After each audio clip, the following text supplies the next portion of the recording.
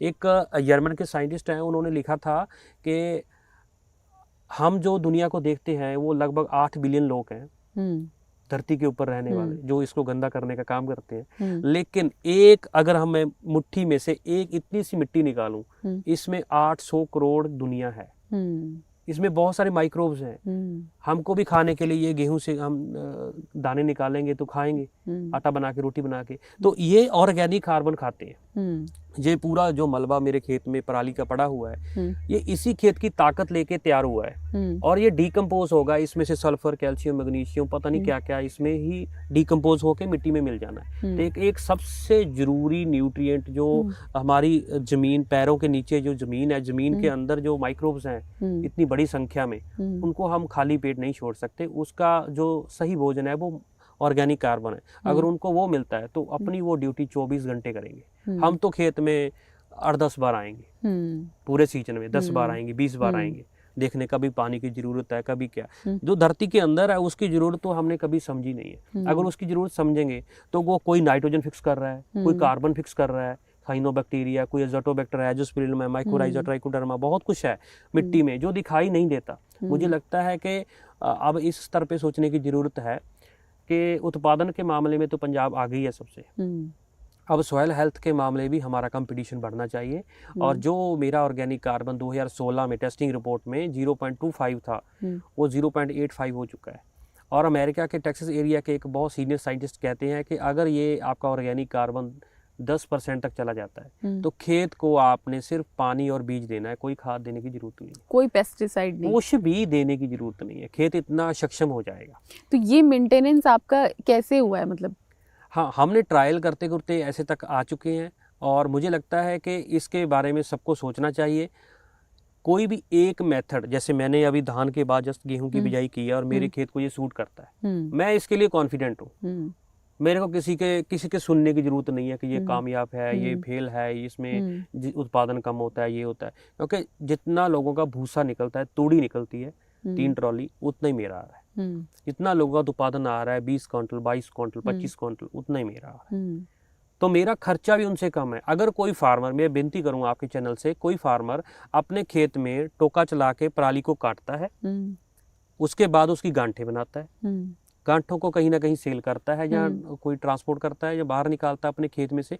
हमने दाने को तो निकाल के मंडी में सेल कर दिया, हम पराली को निकाल के किसी ना किसी को दे रहे हैं। मतलब हम डबल पैदावार बाहर निकाल रहे हैं, माइनिंग कर रहे हैं अपनी मिट्टी की। अच्छा, जैसे आप 24 घंटे में 8 घंटे सोते हैं तो तभी तो हमारी 16 घंटे की परफॉर्मेंस आ सकती है। अगर 16 घंटे सोएंगे तो 8 घंटे की परफॉर्मेंस तभी भी लॉस है। अगर 24 घंटे काम करेंगे तभी भी लॉस है। हमारी मिट्टी 24 घंटे काम कर रही है, लेकिन इसको कोई सॉइल रेस्ट नहीं है, कोई इसके अंदर रहती दुनिया के लिए हमने कोई भोजन का प्रबंध नहीं किया हुआ। तो अगर हम पूरा ही ऐसे गेहूं में भूसा और दाने बाहर, धान की पराली में चाहे पराली को जला दिया, चाहे गांठे बना के बाहर निकाल दिया, चाहे पैदावार को निकाल के मंडी में सेल कर दिया प्रोड्यूस को, तो वो उसमें लॉस है। हमारी मिट्टी में हम सिर्फ क्या डाल रहे हैं फिर? Urea, DAP, potash, sulphur, calcium. तो मैन मेड तो कुछ भी लंबा नहीं चलता।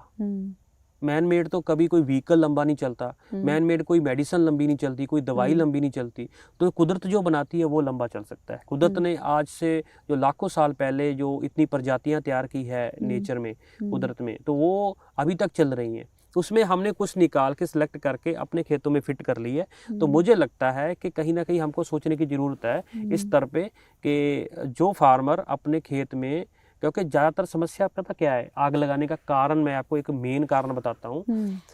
अभी एक बहुत बड़े न्यूज़पेपर में भी इसको कवर किया गया है कि मान लिया जाए कि पंजाब में 100 किसान है और 100 के पास ज़मीन है, उसमें से 25 किसान खेती कर रहे हैं और जो 75 किसान हैं वो अपनी ज़मीन उन्हीं 25 किसानों को दे रहे हैं। 100 किसान है, 100 किला है, हर किसान के पास 1 किला है। तो आप ये मान के चलो 25 किसान 4-4 किले की खेती कर रहे हैं और जो 75 किसान है उनके पास जमीन है लेकिन वो खेती नहीं कर रहे। तो जब जमीन का किराया बढ़ता रहेगा, एमएसपी बढ़ जाए, कम हो जाए, उसको छोड़ो, एमएसपी बढ़ जाएगा, जमीन का किराया बढ़ जाएगा, ठेका बोल देते हैं हम लोग, किराए के ऊपर, लीज के ऊपर लेके खेती करते हैं। जब तक वो बढ़ता रहेगा तब तक जमीन से प्यार कभी होगा ही नहीं। तो कभी इस खेत में मैं आ गया, कभी मेरा पड़ोसी आ गया, कभी तीसरा बंदा आ गया, तो ये एक खेत यूज होने लग गया प्रोडक्शन के लिए। और जितनी भी मार्केट में धड़ल्ले से पेस्टिसाइड सेल हो रही है, पंजाब में 18,000 करोड़ की पेस्टिसाइड बल्क फर्टिलाइजर सब मिला के सेल हो रहा है। तो मैं विनती करूंगा आपके चैनल से, पूरे जितने ब्यूरोक्रेट्स हैं, जितने अच्छे ओहदे पे ऊपर राजनीतिक लोग बैठे हुए हैं, कि हमारे देश में अगर 10 का नोट नकली बन सकता है, 500 का नोट नकली बन सकता है जो कि 1000 में नहीं चलेगा, और 5 का सिक्का 10 का सिक्का नकली बन सकता है जो कि 11 में नहीं चलेगा।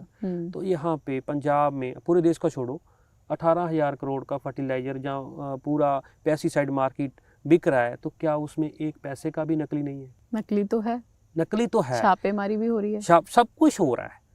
तो क्या उसको और संवेदनशीलता से नहीं देखना चाहिए? क्योंकि फार्मर का कहीं ना कहीं लॉस उससे जुड़ा हुआ है। फार्मर को अवेयर करने की जरूरत